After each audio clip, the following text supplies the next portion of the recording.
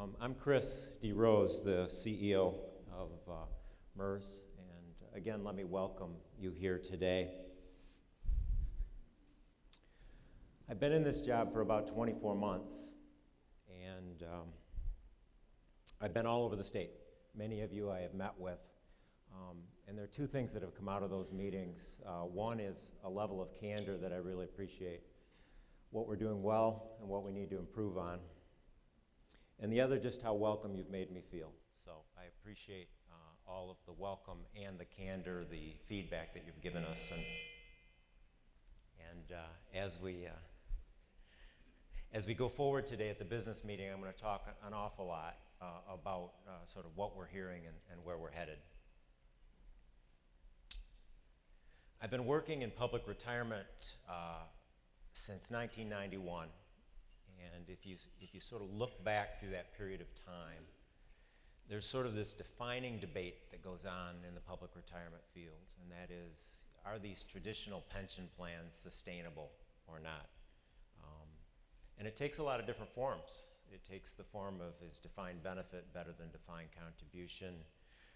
What should the investment return rate be? And are you accounting for these things properly? And it takes a lot of different forms. Today, we are just going to set all that aside, because I think what we need to focus on is what is really probably the more important thing, arguably the more important thing, which is what we call retirement security and retirement readiness. So let me define the terms. Retirement security, very simply, is having enough money when you retire so that you won't run out of money before you die. And if you do it well, there won't be a dramatic change in your standard of living. So that's retirement security, simply put. Retirement readiness, which is what we're here to talk about, what I want to talk to you about today, is having the confidence when you retire that you will have retirement security under that definition. And that confidence needs to be based on, if you will, facts, analysis, your own personal situation. So knowing that you will have a secure retirement. So let's think about this. How much do you think you're going to need in retirement? Is $50,000 enough? 100,000?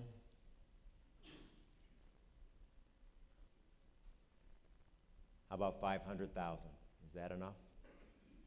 What the literature shows is that most people believe that if they have $500,000, then they have enough to have retirement security. So let's think about it. $500,000. Let's assume that you're going to retire at age 62.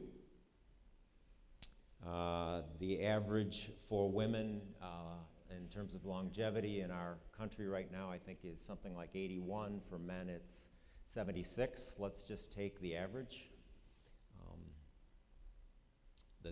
This person, you, for instance, are going to live to 78. So how's it going to work with $500,000? Well, if you do the simple math, it's $2,600 a month, about $32,000 a year. Think about it. Are you living on $32,000 right now? $2,600 a month?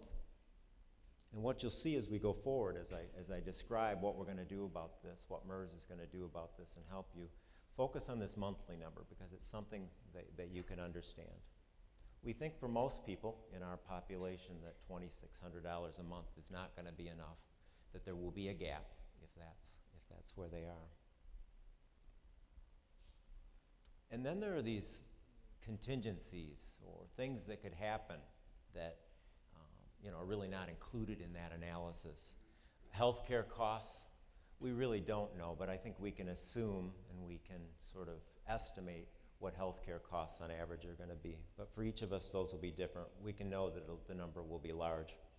The analysis that I've done that's really sort of back of the envelope, simple analysis that I've just showed you, doesn't include inflation. And granted, the money that we save will have some sort of investment return, but for those of you who, like me, have a little bit of gray hair, you remember the late 70s and the early 80s, and double-digit inflation and what that did to assets and savings.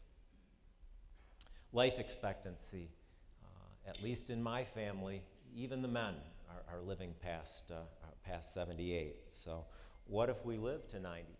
MERS has many, I think something like 20 retirees that are over 100 years of age. So that's, that 2,600 changes if you're going to live to be 100. So, and then for many in our society these days, some in retirement will have children in their homes and have an adult child in their home. But probably more likely for many of us, a high proportion of us, will either be caring for in our homes or in their homes and providing financial support to parents. So all of these are factors that affect, if you will, retirement security and how much we have. So by a show of hands, how many in the room have actually calculated the monthly amount that you will need in retirement, or had somebody do it? It's okay if you don't want to do the math, that's fine, but you have either done it or you've had somebody do it. Okay.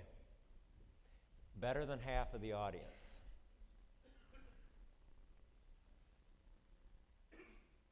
For public sector workers, 60% of them have not ever calculated what that number is. So this audience, and by virtue of you being at this conference, having interest in these topics, it's probably that many of you have done this more than the average. But it's our coworkers and the people that we're responsible for and that MERS has as customers, that we're worried about. So why might this be? Why is it that folks aren't focused on figuring out what it is that they need? The first possible reason, if you speculate about it, is, well, they've got a MERS defined benefit pension, a traditional pension, and so they don't need to worry, right? They figure, well, I'm set. I've got enough. I'm set. So there's one reason. Another reason may be that the calculation is just too overwhelming. It's too hard, it's too overwhelming, it's intimidating. And so they don't do the calculation. Another reason, and I hear this very frequently, particularly with young people, is they barely are making ends meet right now. So whatever those expenses are, whether it's putting food on the table, or they've chosen to send their kids to private schools and they're trying to make that tuition, or they're saving for college education, whatever those expenses are, they say, well, Chris, how is it that I'm supposed to be focusing on retirement security when I'm just trying to make it here? And then lastly, and this may apply to some of you in the room, some are just expecting to hit the lotto. And so I suppose that's a plan. The likelihood probably for many is not very high. I actually think that's the way that's set up, so that most of us don't win that. So we do have this focus on retirement readiness, an initiative, if you will, and I've given you kind of a back of the envelope sort of analysis that I hope resonates for you and resonates for the people that you work with. But let's just take a look for a moment at what the research shows.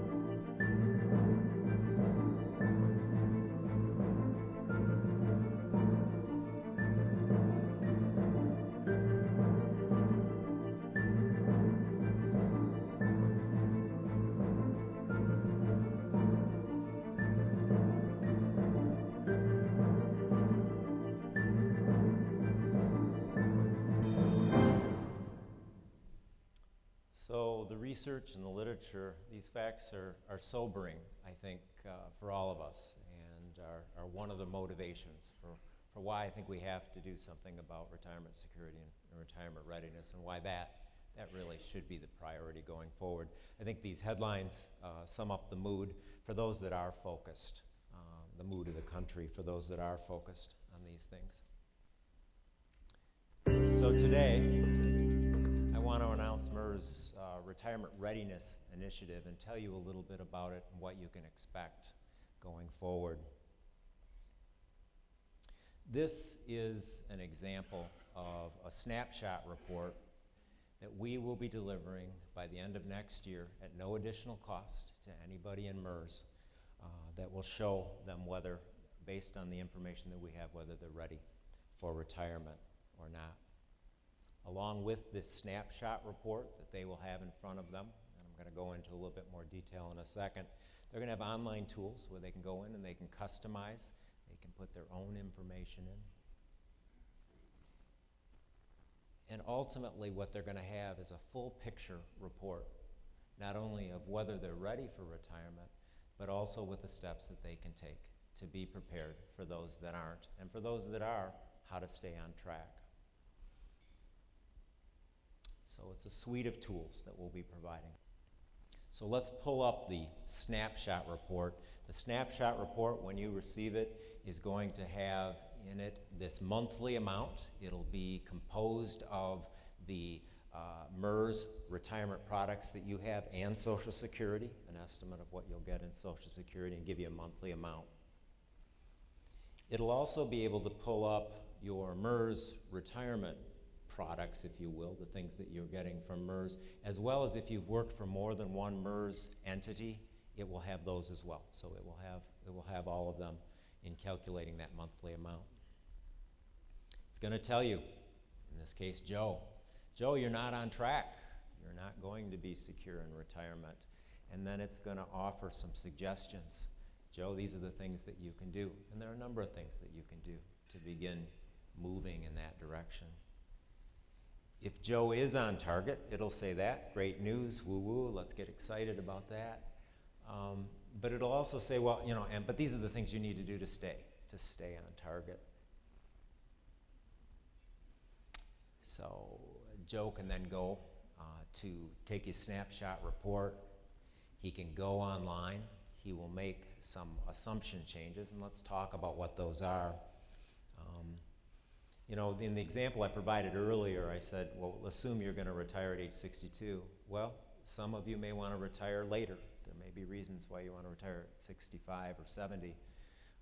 I would guess that many of you are thinking, well, MERS can't know about my wife's retirement accounts, or can't know that I worked for other employers in my previous jobs, and I've got savings over here. So, you know, and you're getting a little upset. MERS is saying I'm not ready, but I've got all these savings. Well, this is your opportunity. You can go in online, make those changes, put those in. It's all confidential. There's no cost to it. And you can customize the report, make it your own. So with all of those changes, then you will be able to see whether you are on track or not.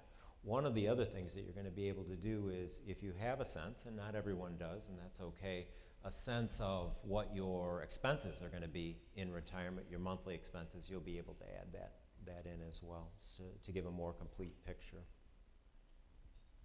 So that's what we'll be offering. On top of that, you're going to be education and resources, so we'll be out around the state providing education on this. Our whole focus next year in our meetings with participants, the pizza and planning meetings, and with employers as well, is going to be on this Retirement Readiness Initiative. And by the end of the year, everyone will have their reports. But to be successful, this initiative is going to have three parties that need to work together. The first is MERS, employers who are in the room and across the state, and then as well as the participants. So let's talk about the different roles. MERS is going to provide these reports, the snapshot report, the online tools that you can go ahead and customize, as well as the education and the resources and the full picture report. So that's what we will bring to the table. Employers, we need your support.